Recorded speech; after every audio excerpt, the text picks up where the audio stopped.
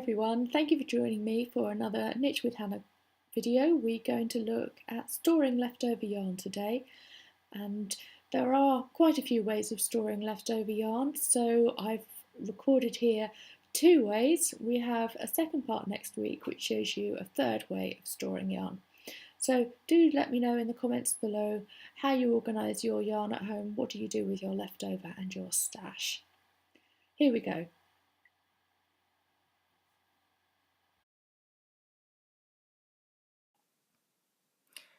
Welcome everyone to another Knit with Hannah tips and tricks how-to. We are going to look today at what to do with the ends of yarn. You have made a project and you have half a ball left over, or just a little bit of a ball left over. How do you cope with it, and what do you do if you want to save it for knitting with another time for a smaller project? So, balls of yarn come in assorted ways. For example, this one comes as a classic picture of a ball of yarn. It's rectangular, so to speak, and there's a ball band around the middle. And this is ideal. Basically, all I've done is taken the end of the yarn and just wrapped a little bit around and secured it so that we still have the ball band there, so we know what it is.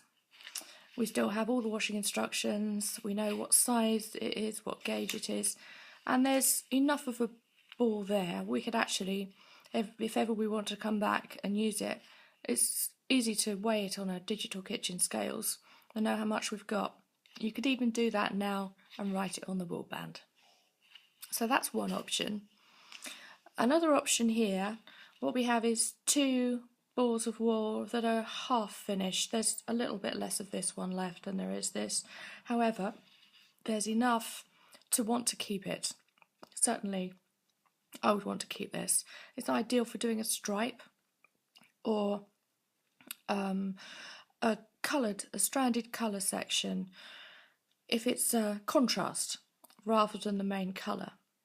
And yes, if I have maybe two more balls of this full, I could easily say this will keep me going just in case I run out almost at the end of a project. I would definitely have this to keep me going to finish it off.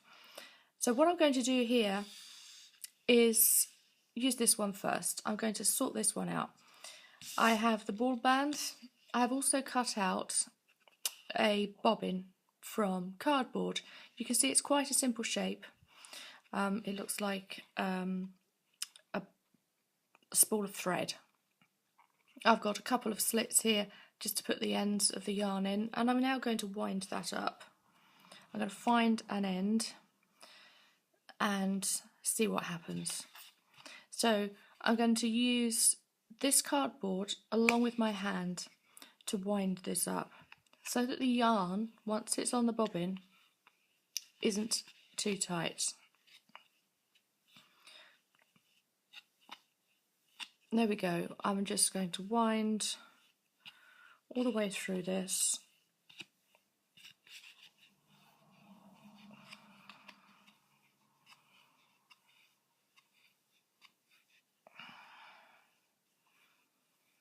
It doesn't really matter how neat or how tidy it is. As long as it's on there, it will mean that it's not going to unravel in lots of knots just because it's been sitting in your knitting bag or in your knitting storage box for a while.